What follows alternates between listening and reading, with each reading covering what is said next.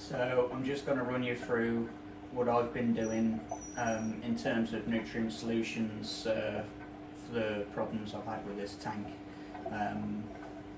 through no fault of the tank initially. The three problems consisting of the algae that I let grow out in the tank actually out-competing, or I guess 50-50 with the algae that I run in the ALR1 reactor, which is a Catamorpha reactor, as well as nutrients leaching from the rocks, which is going to be a slow and steady battle. That won't stop for a while, but that's a manageable fight. And the crud that was catching up in the substrate that I used, which was a super large grain. So first things first was dealing with the direct algae growth in the tank, which was really getting on my nerves. But I thought the best method of reduction for that was to actually just physically remove it. At the end of the day, if I was going to let it all die off again, it was likely to be the amount that would cause a problem. A little bit dying off and re-releasing those nutrients that it's uptaken wouldn't be too bad, because you can sort of manage that with skimming, or whatever methods of nutrient reduction that you might have yourselves. But I think the problem I was having was the fact that my reactor, I think, was probably about working level with the algae that was in the main display, so it was like a 50-50. In fact, the algae in the display almost seemed maybe more prolific than the algae in the reactor, so it was almost possibly out-competing the algae in the reactor. So I think the best thing to do, and the best way to give the algae in the reactor a bit of a lead, was to manually remove that. So that's what I've done. I still haven't touched the lighting schedule. Like I said, I really just didn't fancy going that route. It can be done, but I didn't want to ask around with my lights, to be honest with you. So yeah, just out of interest, the algae reactor that I run is the ALR1, that's algae light reactor. I think number one's rated for something like around 500 litres somewhere, I think. So that's about double the needed volume for this tank, which is a good place to shoot for with most things. Your skimmer and all the rest of it, try and get double what you need. It's not too bad a way to go. And the second issues were the slow leaching of bad nutrients from the aforementioned old rocks, and there's not really a lot I can do about that without really sort of starting again, taking them out, resetting the rocks almost, which is a case of like a bit extreme bleaching, leaving them, all that sort of stuff. So I really didn't want to do that. At the end of the day, a slow nutrient release of PO4 and NO3 from the rocks, I think, is probably manageable, really, as long as you got to sort of, maybe do your water changes, or you got your ROFOS or skimming, all that sort of stuff. I think it's not going to be so dramatic that it's going to cause your tank to crash or anything like that. Not in this case, anyway. I did change the rocks around again, obviously, as you can see. At the end of the day, you can see I've taken the substrate out, so I thought, because I had to move the rocks anyway, and like I said previously, nothing had been glued down, so I kind of thought, since as I'm doing this, such a big change, I may as well sort the rocks out again, glue them in place this time. I couldn't quite get them how I had before, because that was just so well balanced that as soon as I took it apart, it wasn't going to happen again. But I've created something similar, almost better, to be honest. I think water really can flow all the way around these rocks, so there's not a lot of place for detritus to settle. In a few places it can settle, I can actually visually monitor myself. So basically what that'll come to is every week or so, I guess I judge it by eye, I can see a bit of detritus piling up, I'll manually siphon that out myself, job's a good one, you know. Which brings me on to my next point, was that I have finally done what I keep talking about, and that's taking the substrate out. I think my initial mistake was really putting a grade like that of substrate in the first place, which is a very large grain size, basically crushed coral gravel. In fact, I do think it's called coral gravel, which I'm sure would be good in some cases. There's probably definitely ways you could use it, but I didn't think it was as bad as it was, and I was checking something in my tank and I just noticed there was just an absolutely massive pile of detritus, mostly from that, I think from the black sailfin. That fish produces enough shit to compete with probably 10 large tanks. That's a bit of an over-exaggeration, but you see the point I'm making. A lot of that stuff that's blown around now is because he's just took a dump and it's gone straight through one of the gyres and it's just blended it straight in the tank. So yeah, that fish is probably causing as much waste as it's taken out. So it's a cool fish though. I know it's just black, but I think that's super cool. I really like him. My missus has named him Miguel, so he ain't going nowhere, you know. I'll manage the tank around him, you know. There's no need to take him out, he ain't causing any real trouble. So yeah, anyway, I took the gravel out, and as I was taking it out, you know, there was matted algae on there, if you know what I mean, and I was lifting a bit out and it'd just be like a sheet of the stuff. So a job that I thought was going to take an hour and a half or more, I think the whole thing took me about half an hour or so to take the lot out. I took everything on the left side out, you know, moved the rocks right over to the side, got all the corals out of harm's way, did that, and then, you know, the same process on the opposite side. You can see there's quite a bit of sort of sandy, drainy stuff on the bottom, bits of detritus, broken shell, just little bits and pieces that I couldn't physically grab out with my hand. The point is I just haven't got round to yet siphoning that bit out, but all that last bit is just, you know, a little bit of tweaking, siphon the extra little bit out, a bit of a final polish, if you know what I mean. And that's good to go. So yeah, running bare bottom on a Reefer 250, I don't think I recall seeing it. Obviously there's got to be people that are doing it, but I don't think I've seen it. I'm not too sure how I want to go about when I get to start actually realistically growing corals. I'm not sure whether I want to have corals sort of cover the floor of the tank, whether it be maybe zoas or encrusting Montipora maybe. I'm not really sure how I want to go about it yet. Obviously at this point the original image I had of the tank's totally changed, so all depending on, you know, how things go. I didn't think it was going to be that much of a pain as it has been, but obviously I've gone through some pretty large measurements to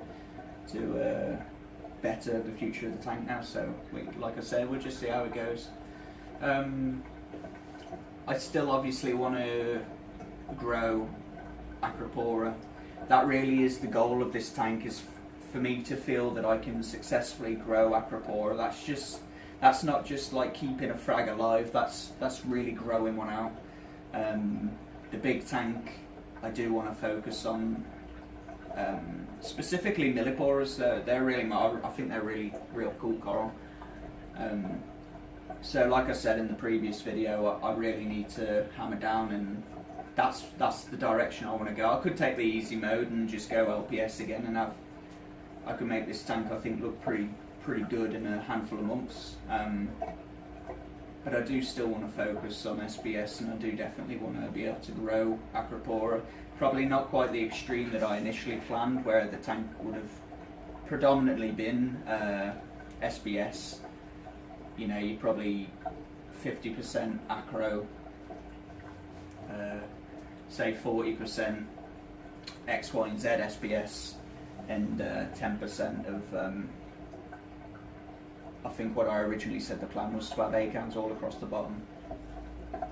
I've increased the flow so much that I think if I put A cans across the bottom now and they weren't 100%, I think they'd just get ripped up. So yeah. Which brings me on to another point. I have actually finally cleaned the Max Specs gyres. 130s I think they are, or something like that. They're the lower end. Like, I've got 2 of those, and then I've got the what's it called, J-Cod RW8 or something. It's about a 8,000 litre pump, and then you've got your 2 Max Specs, and then my return's about 3,000 litres an hour. So you wouldn't need any more than that, definitely. In fact, you could do with less. But like I said, I've always aimed to keep SBS in this tank, so when I got into my pumps and all that, kind of thought, well, you know, you're going to spend, most people spend silly amounts on the lights, you know, be prepared to spend silly amounts on the pumps, or at least to calculate your overall flow, you want quite a bit in there. So obviously I can turn them right down, which, believe it or not, right now they're both on 20%, I think it is. Which I'm not sure if that's actually as low as these pumps will go on the settings that I've got them on at the minute, which is just pulsing, a gradual pulse.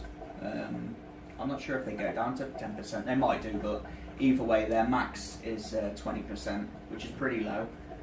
Before I cleaned them, I had them on 100%, and they were still a bag of shit, so I can't believe, well, I can believe the amount of difference actually cleaning your pumps does. So anyone watching this who might have this tank, might have those pumps, or any pumps for that matter, just bear that in mind. Like, maybe every, I don't know, call it between 4 and 6 months, you could go by eye, I suppose. Take them out, put them in some white vinegar or whatever solution you might be able to buy that's actually got some sort of aquatic label on, just to tell you this is the way to go, kind of thing. Put them in there, turn them on, leave them in there overnight or whatever. Give them a real good wash down in some RODI, good couple of baths in RODI with nothing else in it. Give it a scrub down, give it another go over in RODI, and you're ready to go. And honestly, the difference, you wouldn't believe it. So that covers that. What else? I've put a 100 gram of rower in there, got 100 gram of carbon in there. That's rower phos, by the way, that's phosphate remover. The carbon's by Aquaforest. I'm not sure if I talked about this in the previous video, so, but anyway, they're there. I use a Tunzi long magnet cleaner. I think that needs replacing now. I've replaced all the parts to it, but there's for those of you who've got it will know, but there's like a blue clip that holds the blade in place, and I'm not sure if you can rebuy that, but if you can't, then I'm gonna have to replace the whole thing, because that's the piece that's sort of knackered. I've been using it 2.5, 3 years now, so it's done its job. I think it was about 35 or 40 £40, and it's a bloody good magnet. I almost would be tempted to get the strong one next time, which I think's, say, 60 quid, I don't know. So yeah, I think that just about covers everything really. Coral growth's coming back, the Setosa's coming back, Posiphora's coming back, Digitatas getting tips again. The one downside I've had to taking the substrate out was the interstellar. Both the parent and the pup have blown off somewhere. If you keep mushroom corals, that's something that's sort of in their arsenal of things they can do, is they just disattach from the rock and roll around for a bit, trying to find somewhere better to be, basically. So I'm just got to sort of try and relodge that into a rock and get it happy again, basically. I don't want it to fall out of sight. It's such a cool mushroom coral. I want it to be in view. Which brings me to my next point. I'll talk about it in greater depth probably some other episode, but if you're gonna do things so extreme in terms of what I've done there, I've moved the rocks around once again. You know, got the hands in the tank, taken substrate out. These are all things that probably maybe to some of you are only just starting or haven't got a tank going yet, but they are big things to happen. They are big changes. And if you've got an established tank, or if you're getting to the point where you get into the sort of established phase, or if you've got a whole bunch of coral in the tank and they're growing, these are things that you really should, in my opinion, try to avoid having to do. If you can work all the little kinks out early on with your tank, you'll have such better success down the road. Don't find the bullshit with your tank a year later or 2 years later once you've got everything going, because there's a chance that it's just going to wreck the hobby for you. So if you can get all the crap out of the way initially, you know, you might have to keep changing the rocks around because you're not quite happy with it, but if you're going to do it early on as you can. Ideally before you've done anything to the tank, really. Ideally before you've even added fish, if you can help it. But yeah, that's really my advice. Try and do it before.